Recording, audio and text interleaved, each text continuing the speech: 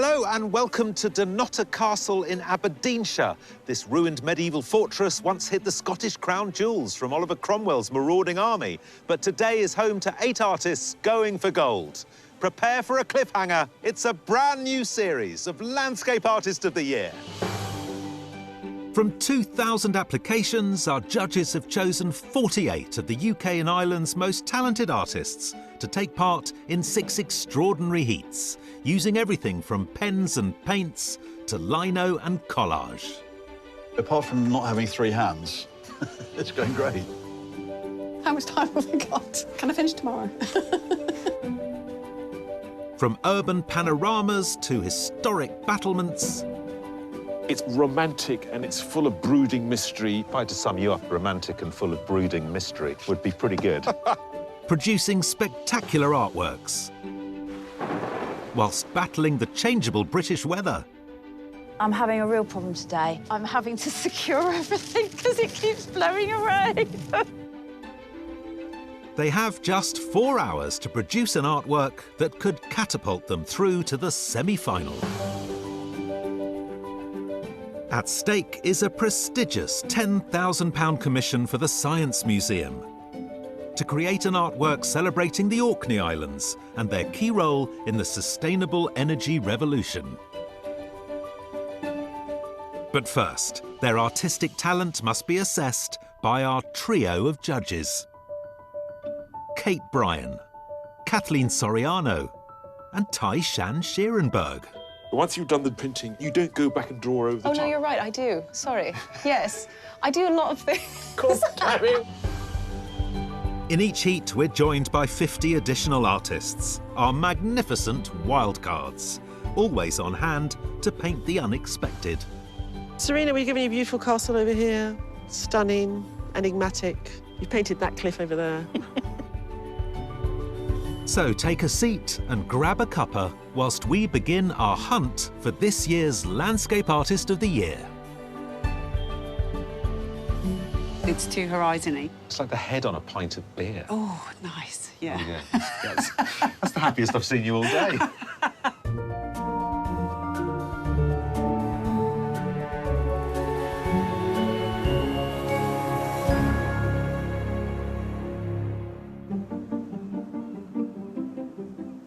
Today, 8 artists have travelled the length and breadth of the British Isles to be with us at Dunnottar Castle. We have London-based fine art graduate Henry McAlpine. From Devon, textile artist Alison Waitley. Jen Maidment, a contemporary portrait and landscape artist from Caerphilly. And Kat Croxford, an expressive artist from Buckingham. It's fabulous being here, and there's a wonderful fish on in the air. I'm very excited. Alongside them, we have Jess Gale, a contemporary artist from Dorset, Polish artist and care worker David Shab, Simon Blackley, a textile designer from Blackburn, and finally Canadian printmaker Christina Chan. It's been a whirlwind of emotions, and for the most part right now, I'm excited, and in 5 minutes, I'll be nervous again. It's time for the artists to settle into their pods, where the submission artworks that secured their place in the competition are now on display. And there's just enough time to contemplate the challenges of the view in front of them.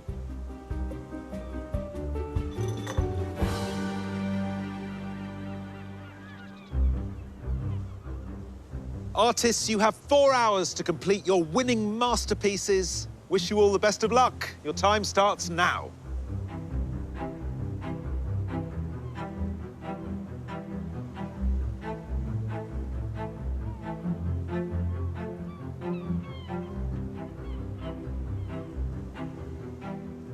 Today's artists are perched on a cliff, looking out over the North Sea and a dramatic, rocky headland, home to the ruins of Dunnottar Castle. Stretching out on either side is the rugged Aberdeenshire coastline. And as the early morning sun rises behind the castle, the buildings are plunged into darkness. What worries me most currently is the sun, right in my eyes and casting a lot of shadows, but I think the more it's moving back, the more I can see what I'm looking at. The big challenge for me today would be to try and represent the castle accurately, but at the same time, get the softness of the grass and the sort of sharpness of the rock. This is unbelievable, isn't it? It must be one of our most jaw-dropping locations ever. I think what I want from these artists today is a sense of just quite how extraordinary the coastline is. Yeah, but it's also history, isn't it? You know, look at that castle, the battles that have been fought in and around it. So I'm hoping that our artists will capture some of that mood. I'm curious to see what's going to happen with the sun. It's going to move that way over the course of the day, and that will completely transform the shape of the castle. Yeah, exactly. And I think the other issue that they've got is that the castle is here in the middle ground. They can't really come at it from this angle or that angle. We might end up in a situation where we've got 8 works that look very, very similar. And actually, someone might just give us an amazing study of the clouds and leave the castle out of it. You don't know. Ooh. Yeah. They're artists. They do what they like. Faced with an infinite expanse of sky and sea, as well as a full frontal castle, the first task for our artists is to decide how much of the view to take on. The landscapes I'm drawn to normally involve a big sky, open spaces. I think this space between the lump of rock where the castle is and the opposite headland is creating this nice void, and I think that might make quite an interesting composition. Jess Gale is from Dorset. Her submission depicts another of Scotland's great landscapes, the sparsely populated Isle of Jura, and was produced in 4 hours using acrylic, oils and oil sticks. Morning, Jess. We took your order. We ordered the sky. It feels in your submission as if it's something that's done really quickly, and actually one of the secrets is to keep that life and energy in it. Is that how it happens? Yes, I do work fast. I like how that translates as a loose and expressive painting. Yes. So you decided to push the castle off to one side? Yes, yes. I like this space in between. I'm just reworking the composition so it's not dead centre. Well, let's hope the colour of the sky stays as blue as you have it. Yeah, it's a bit Caribbean at the moment. Whilst most of our competitors today are working in oils and acrylics, our next artist has been raiding the haberdashery. Alison, you've overlaid one bit of cloth with another bit of cloth, and it's blending. It's like painting. Yeah, it's textile and mixed media art. I'll probably be using mainly textiles today. And this is how I blend, using shears and semi-shear fabrics. Shears and semi-shears. Cool. Alison Waitley from Devon uses overlaid, embroidered textiles to create atmospheric landscapes. Her submission took 20 hours to create and depicts Otter Head in Devon.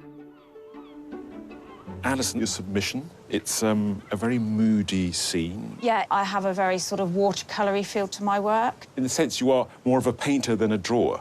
Yes, in a way, I'm painting with fabric. I'm looking at the horizon. I've used this piece of scarf because it's darker here and then it grades out to a paler colour, which is exactly what's happening on this. Yes. I mean, I can't stop smiling because I'm looking at the horizon, Alison, and this is exactly the right tone, and you make it look very easy.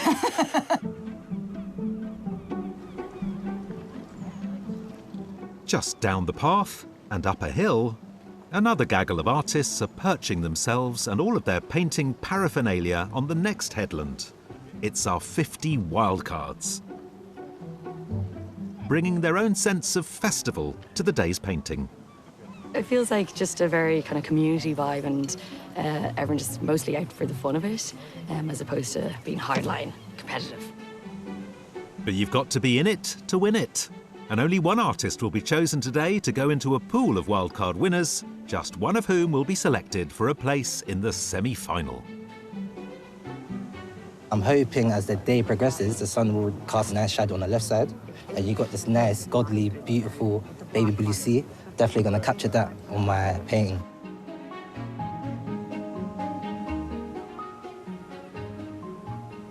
Hi, Daisy. Where are you from? Stoke-on-Trent. You don't get views like this in Stoke-on-Trent. No, you don't. No. Furthest away from the sea as possible. But you have Robbie Williams, so... Yeah, that's true. Yeah, that's true. Swings and roundabouts.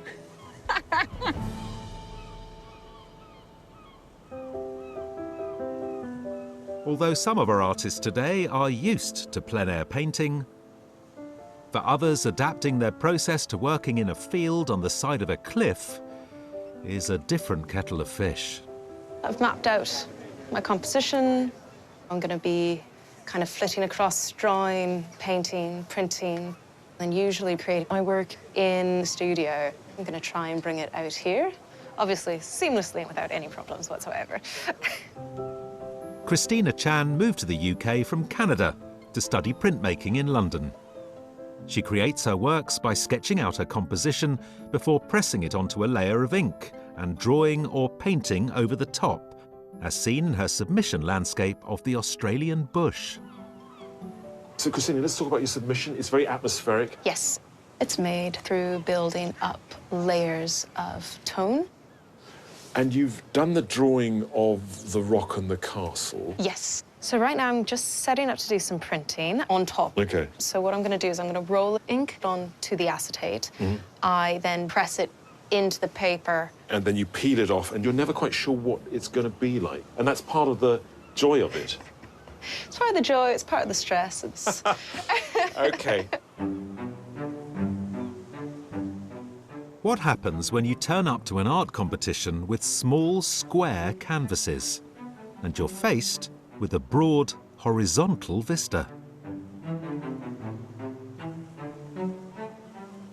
Composition is absolutely critical, and it's very difficult what we've got in front of us.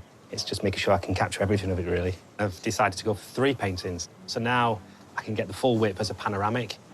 Simon Blackley from Lancashire works as a sales director at a textiles company. His Hopper-esque submission depicts a petrol station in Blackburn and features strong contrasts in light and shade. Morning, Simon. Hello. You're suddenly going with this triptych. You're going to give us something really panoramic. Yeah, I've actually gone completely off piece. I think I'll be OK. I'll get the castle in its full width and some of the sea behind as well. Drawing, for me, is the most important part, so if I don't get that right, then it's just not going to work for me. So tell me a bit about your submission. I love it. I mean, it is really just like the back of a garage. I try and find sort of ugly views and try and make them beautiful. You'll be gutted today that there's no petrol station that comes with our medieval castle. No petrol station, no bins, no skips, nothing really, so... I'm sorry about all this beauty.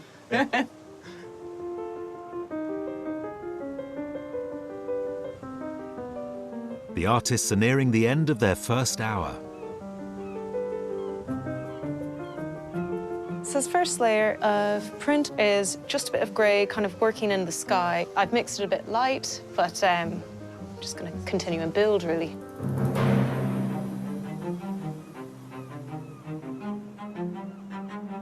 I just sort of changed the composition because the sea was too in the middle of the painting, and hopefully that's going to work. But yeah, can't believe an hour has already gone.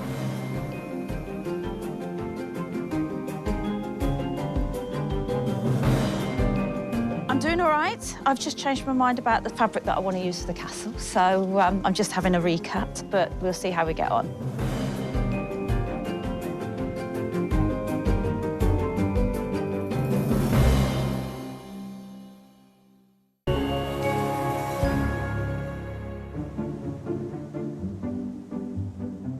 Perched on a cliff in northeast Scotland, our 8 artists are finding their sea legs as they tackle this immense view.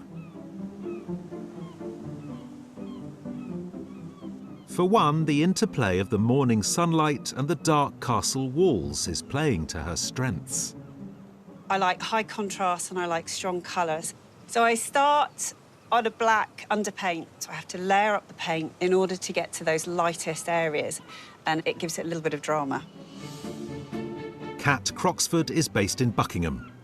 Her works, painted in acrylics, feature ancient forests, as seen in her submission, which captures the evening light peeking through a canopy of leaves.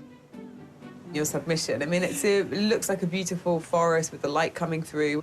And the way that you paint in these fantastic blocks, It's sort of like pointillism on a bigger scale. And you're painting on black today. Yeah. It's a thief of light. Why do you use it? Oh, well, I like that idea of being a thief of colour because I'm the one that's going to bring the colour back to it. I feel like a magician.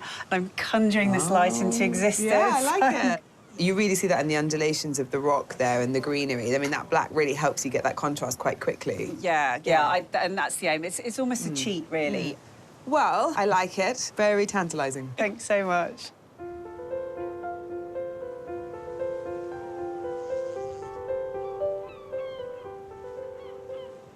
So I would describe my style as distorted realism. So when I'm looking at the view in front of me, I'm trying to break down the different tones that I see in order to create a sense of energy. I don't really work with buildings, so it's going to be quite interesting to see how my style and the solid structure interact.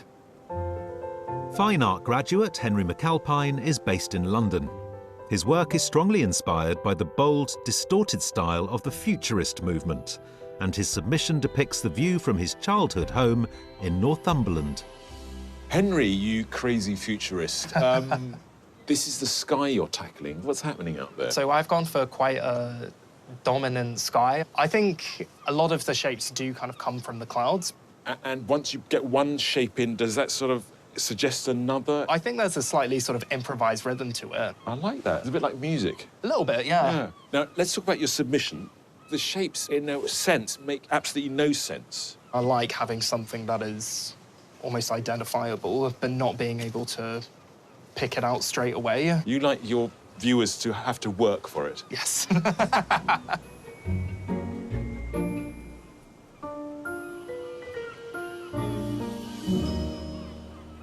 What a magnificent spot. It's just so full of every romantic idea one has of castles. Yeah. We talk a lot about the million shades of green on landscape, but we don't talk as much about blue. And we have a lot of different types of blue here, I suppose. Yeah, I mean, it has got blue in it. No, it's... What's that? What are you doing there? I'm isolating the colour. So it's kind of, it is a panoply of blues. I'd love to paint it, and at the same time, we're going, no, watch out. So the dangers are? National Trust postcard. Right. A nice little illustration for Children's Book of Castles. But why not? That's my question. Yeah. So, yes, no, it's beautiful, it's, you know, romantic, and it's full of brooding mystery. I hope our artists find something else to it. I mean, if I had to sum you up in a sentence, romantic and full of brooding mystery would be pretty good. I'll take that. Refusing to be flustered by all of this emotion, one of our artists has opted for a methodical approach to her painting.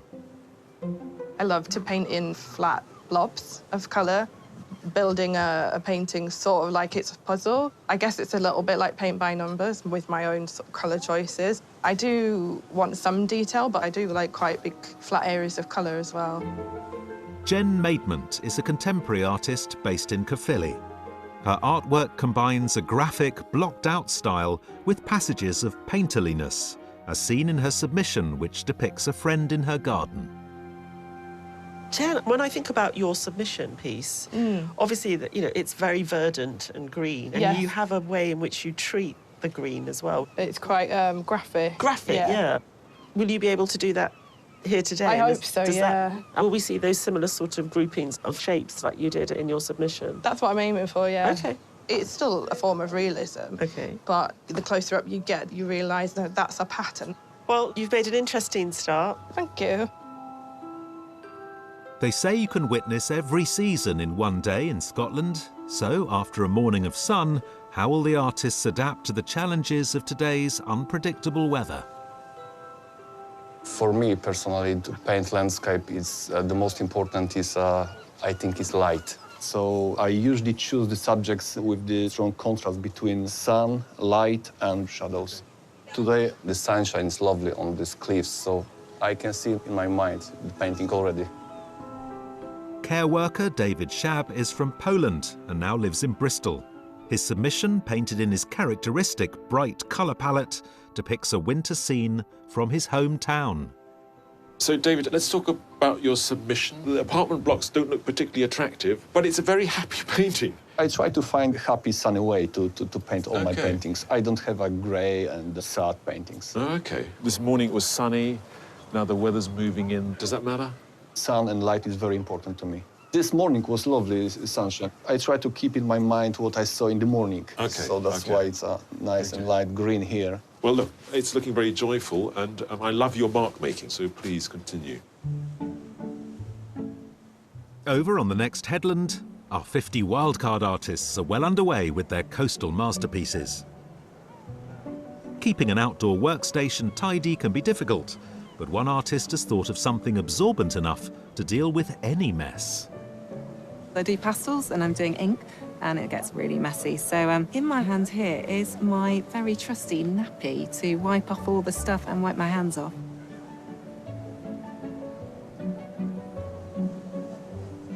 I love this very different approach that you've taken, where we're seeing this sky which almost feels nocturnal. It's slightly not how I anticipated it coming out, to be honest, but I work with brush shows, so it's very organic. It's just good to go with whatever it does. I think it gives it a really kind of mystical, magical feeling. Lovely. Thank you so much. What are you hoping to see with your binoculars? There were a few boats out there in the sea, right. and there might have been a dolphin. There might be a dolphin or two passing Yeah. by. You can see what's going on in the pods without having to go over there. Absolutely. Right. Wake me up when it's time to announce the winner.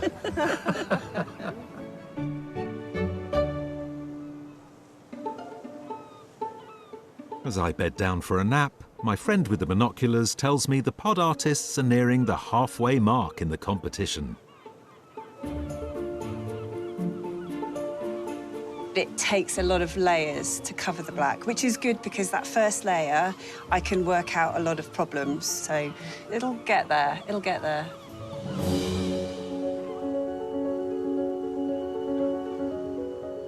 It's a work in progress at the moment. I'm just fixating on the water a little bit and trying to identify the shapes that I can use to create that composition.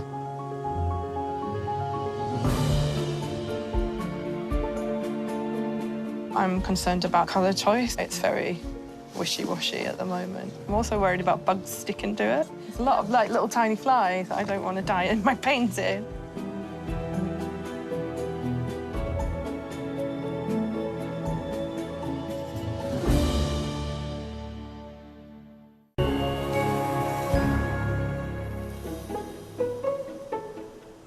In Aberdeenshire, 8 artists are working on their interpretations of dramatic Dunnottar Castle. And a change of weather has caused a blustery start to the afternoon.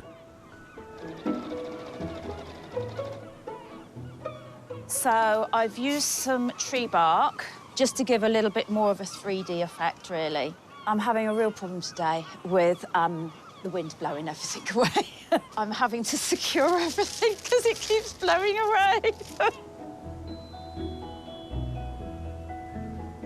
I feel like now that the wind has picked up, the water is very much affected by wind. It gives me that extra sense of energy, which is quite nice.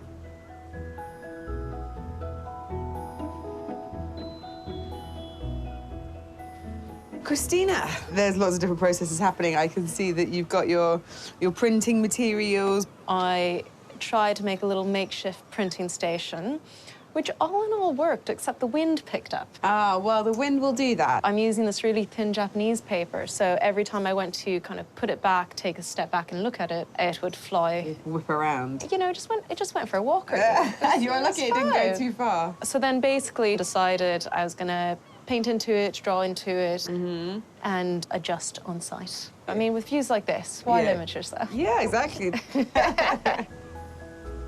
At the halfway point, it's time to get wind of how the artists are doing.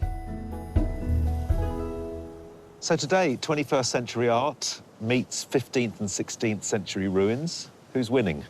I think the artists are winning, but they're all doing it very, very much on their own principles. Alison has just sewn some wood onto her painting, which is not something I say very often. Yeah, Alison's clearly interested in mixed media. The issue you've got when you add in those kind of elements from the area is that it can get crafty very quickly and it can seem like a less serious piece of art.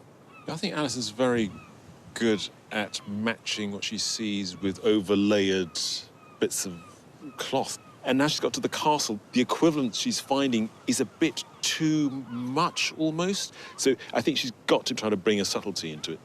How's Henry and his futurism getting on?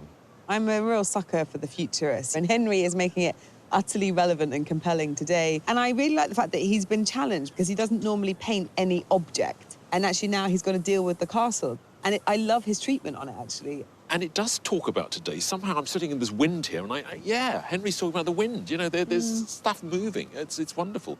How's Kat getting on? She's really joyously painting. Working on that black ground gives it such strong contrast immediately. I'm worried about the way that she'll paint the sky and the sea because we can't just have the same effect over the whole thing. At the moment, I see the fragmentation of what she's building too much, so I'm really distracted by the little square shapes. Jen loves green. How's she getting on? Well, Jen's elevated the castle in order to get as much of that green in as possible. Of course, she deals with it in a very stylised way, so she can put it on really, really quickly, and then she has to worry away at the edges, and that's where the time constraints come in. Jen's submission was pattern, it was graphic, and that's what makes it so interesting to look at. And at the moment, I think Jen's got this castle which she's unfamiliar with, and so she can't play with those different modes. Christina's landscape is emerging, sort of quite ethereal, isn't it? I just hope that Christina doesn't do too much more. It's ghostly, it feels otherworldly, it certainly feels removed in time and space. It's interesting seeing an artist struggle with their materials. Christina was trying to sort of use the monoprint as a transfer of colour, and now I think she's gone to hell with it and started painting onto the paper itself, and her mark making is really beautiful. Simon's giving us a triptych. Is that a good decision? The three paintings, if you put them together, give you an almost 180-degree view of the landscape, which is, of course, what we're trying to absorb with our own eyes. And Simon seems to be embracing that. I'm curious, what's it going to look like? Are we going to get something much more abstracted and painterly compared to the submission? David's giving us a very bold painting. It's full of joy, and the way he puts the paint on, and his sort of the extraordinary way he sort of turns the colour up to 11. And it was looking absolutely fantastic. And then he just dialed the joy up to 11 as well, which included a little boat. And the birds. And the birds. I think he's going to have a tough afternoon for us. For us to really believe in this picture, to feel that it's got, like, meaning and values associated with this place. Jess has just flipped her painting upside down. Jess had a painting down with the first hour, I think. Right. She had a very good composition where you saw the sea through the two sides of the two cliffs. And since then, she's been fussing around. Yeah, I really hope that actually Jess finishes what she's got because it's beautiful. It's an amazing cloud study. And it's the kind of painting that will die a death if she keeps working at it. Well, delightful to listen to your thoughts, as always. Who knows what the afternoon will throw at us, and who knows what the weather will do, because it's sunny again. We've had it all today. Gorgeous. Back at the pods, every decision the artists make is crucial to the success of their artworks. I'm still deciding whether to put the fence in. I've started to put it in. It's quite a nice compositional tool to lead the eye, particularly where it's going, because it's going down this wonderful diagonal down. But I don't want it to look chocolate boxy or twee.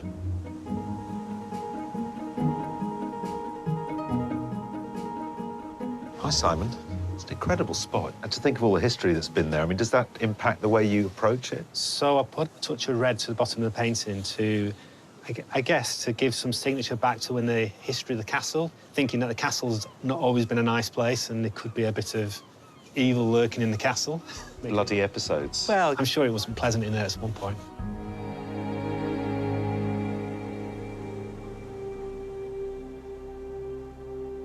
With its strategic position overlooking the North Sea, there has been a fortress on this rocky outcrop since 400 AD. In the 14th century, Sir William Keith, advisor to Scottish King Robert III, built the first stone castle.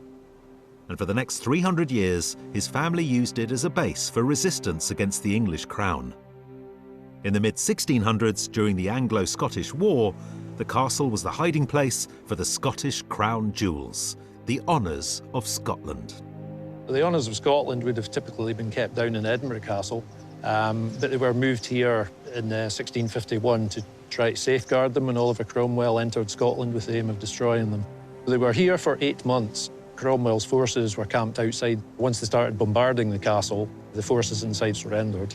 But the honours had actually been smuggled out. They were thought to have been lowered down the side of the cliff to the beach and taken away by ladies who smuggled them in baskets of seaweed. But following their support for the ill-fated Jacobite Rising of 1715, the Keith family was stripped by the English of their title and lands. After the Keith family forfeited the castle, it was bought by the York Mining Company, and they basically came in and took away anything of value and left it as the shell it is today. Over the next 200 years, Dunnottar Castle fell into ruins, until 1919, when it was bought by the Pearson family, who set about preserving what was left of the castle in recognition of its historic role in the story of Scottish resistance.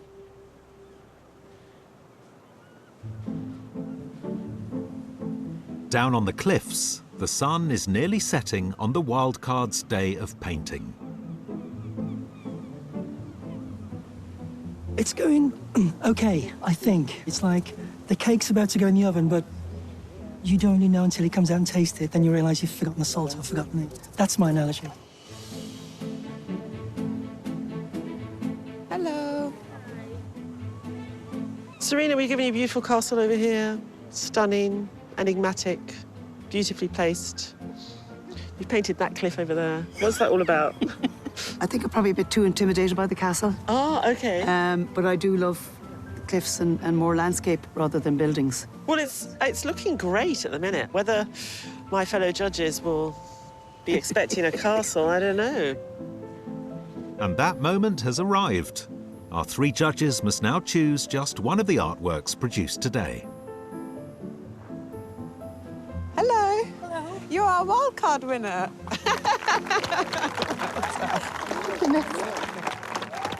I just love the way that you've just done something full of narrative and meaning, but it's still representative of the castle. So congratulations. Thank you for having me.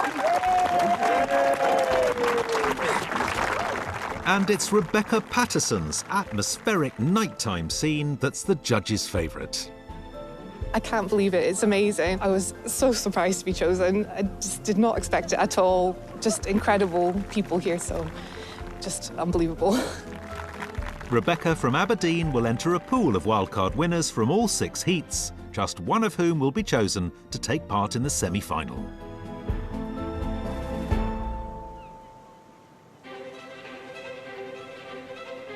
Back in the pods, the artists are approaching their final half hour. Kat, what's in your mind? Horizon line, actually. Horizon line? Yeah. What about it? I don't know whether it's too high, too low, too straight, too blue. You can't get away from that, can you? It's like the head on a pint of beer. Oh, nice. Yeah. Oh, yeah. That's the happiest I've seen you all day.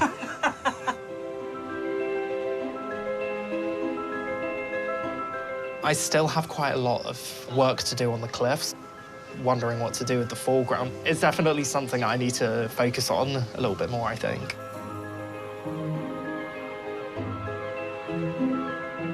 So right now, I need to add some darker tones and get that contrast up. I am feeling nervous, but optimistic.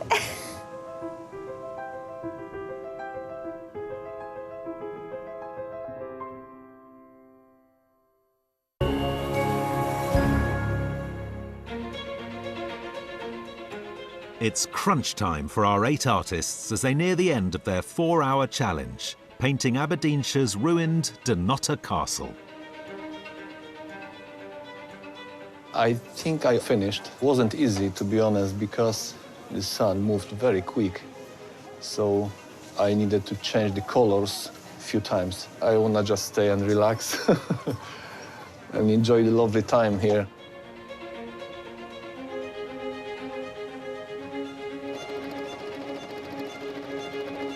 I'm just going to stitch this bit and then I'm going to give it a good press. Now, just about getting there.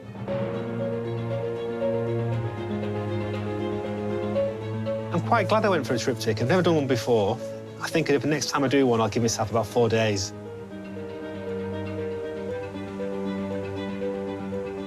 I have covered the board mostly. I hope that I've got a little bit of time left to do something about the sky. I'm panic painting now.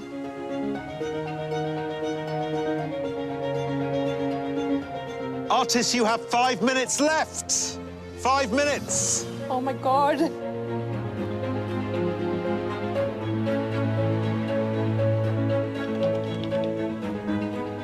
I am probably over-fiddling. I'm feeling really great.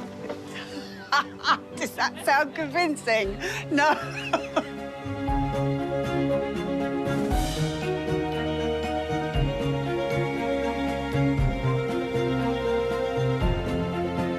Artists, your 4-hour challenge is over. Please stop working and step away from your easels.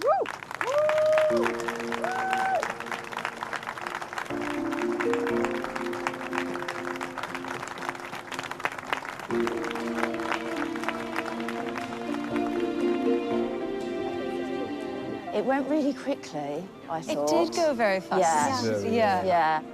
While the artists take some time to relax, the judges look at their finished artworks. What a range of styles. Yeah, fabulous. Watching Alison work, I was a bit worried about the physical equivalent for the cliff face and the castle itself. And actually, she's been able to make a three-dimensional, so kind of magical way of working, really. I think Alison's been able to create such a distinct sense of mood. It's almost slightly gothic when you actually look at the castle itself. Very effective. So one of the things I really like about Henry's approach is that in the middle of this futurist sandwich is a really calm castle. And I think that balance that he's got between the use of his stylized forms actually works really well. Yeah, Henry's painting just makes you happy and joyous. It's very well calibrated. I mean, I was nervous for Jen because for a large part of the day, there was a big glaring bit of white at the bottom of that canvas, and you felt that she was putting it off, and how was she going to negotiate it? And actually, it really does work. It's interesting because it's sort of out of focus in the foreground and abstract, and then gets kind of tighter as you go into the painting. Somehow, Christina transported us 500 years back in history with regards to capturing a sense of how scary this place could be with those deep striations on the cliff face. I think she really did manage to capture that. She's taken this kind of ghostly, faint thing that we saw earlier on and brought it more to life, but not lost any of its soul. And I think that's really remarkable. I do like the way Simon's given a sense of the ruined place. I mean, none of it is intact. It's spread over this vast acreage, and it's in the middle of nowhere. I actually really like the way it's painted. It is actually beautiful, that passage of sky that runs across the three pictures. I think one of the things that I've got a slight problem with is this red at the bottom. It takes me somewhere else that I don't really want to be. I just love the way Jess started this morning. She's obviously very experienced, and you can see that interesting use of the sea as a central motif through those two cliffs. I think she was too good. She got there too early. I missed the sky that I saw this morning. That said, the bottom half really came alive this afternoon, and it required that much more work. But unfortunately for me, this sky is kind of textbook overcooked. David's joyous piece of rough painting really gives me a sense of the place, and it's a lively place. It's a ruin, but stuff is happening around it. You know, even his colour, although it's heightened, seems to make sense. Unfortunately, in this type of painting, birds and boats, it becomes a postcard. Kat's painting is, you know, really robust. That black's been used in a really effective way to show the undulation of the rock face. I think, though, unfortunately, that the treatment of the horizon line and the sea doesn't work as well for me. I just felt like there probably could have been a bit more contrast there. Gosh, I actually really quite like the height of the sea, and it takes up so much space. And the enormity of it and the tiny bit of sky actually makes me feel like I'm sort of falling into it. I think she does that really well. It was a surprisingly difficult subject matter because it is very beautiful and very romantic. I've got some favourites. Me too. I've quite surprised myself by where I've ended up going after this conversation, actually.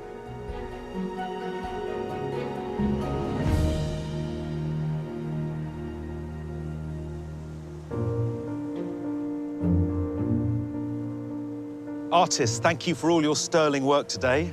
The time has come to reveal which 3 artists the judges have selected for their shortlist. The first artist is Henry McAlpine.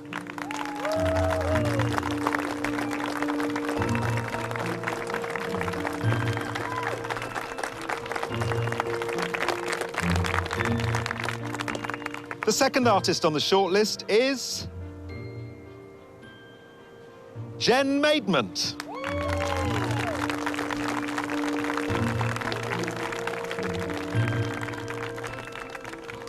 The third artist is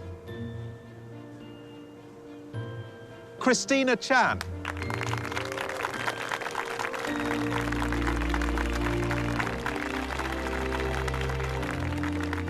Thank you to all the rest of you. I hope you've enjoyed the day as much as we've enjoyed watching your work. Thank you.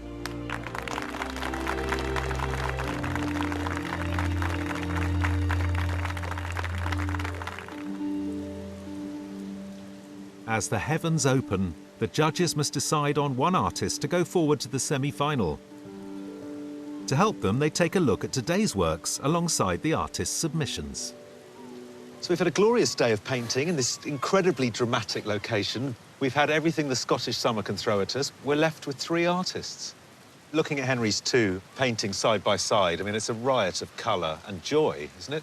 I mean, Henry has dialed it down in his painting today, and I think I like it all the more for it, because when I look at the submission now, I actually find it quite hard to understand. Are they giant marching pink pigs walking through a forest? And I think the fact that he's been slightly more realistic has helped me understand what the painting is.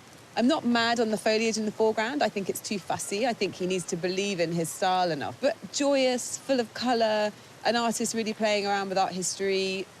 Jen gave us that charming domestic scene, and now an altogether different atmosphere in her painting today. I mean, Jen's work is very crisp and contemporary. She's not a slave to the detail. She's manipulating them and looking for ways of reinterpreting her submission. The figure and the door are pretty realistic, but then you look at the vegetation, and Jen has found a different sort of language, and she's brought that to bear today as well with the castle. Today, I think, it's got a bit more mood. It's more evocative. I love her treatment of sky. You know, it's so believable.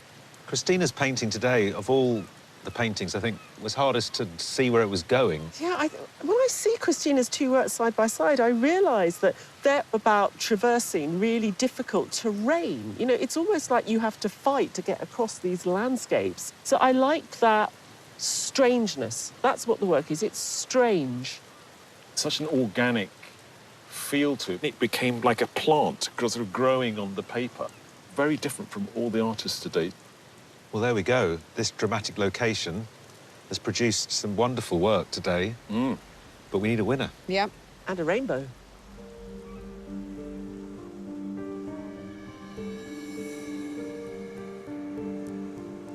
Henry, Jen, Christina, to get to this point is an achievement in itself, but only one of you can join us in the semi-final. The artist who the judges have selected is Christina Chan. Oh my gosh.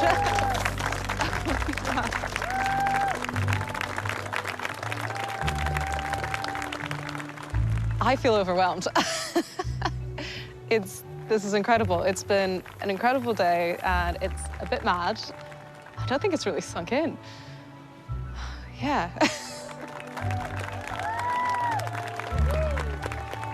I'm just absolutely thrilled to still be selected for Final 3, but Christina was such a well-deserved winner and such a great day.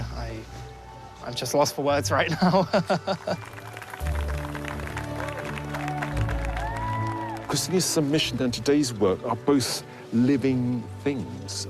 They're very strangely organic. She has very strange qualities in her work, both in their expression, but also the way she works. And I've never seen anything like it, and that's very rare. I can't wait to see what she does next. I'm happy with what I produced. I was a bit on edge because I had to adjust so many times, but in the end, I liked what came out and really grateful the judges did too.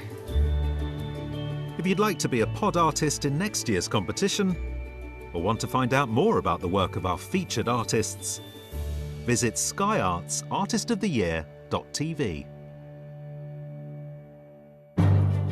Next time, we're at Liverpool's historic Dockside, as 8 new artists face a view with some jaw-dropping geometry. I think this might possibly be the most complicated landscape we've ever given our pods.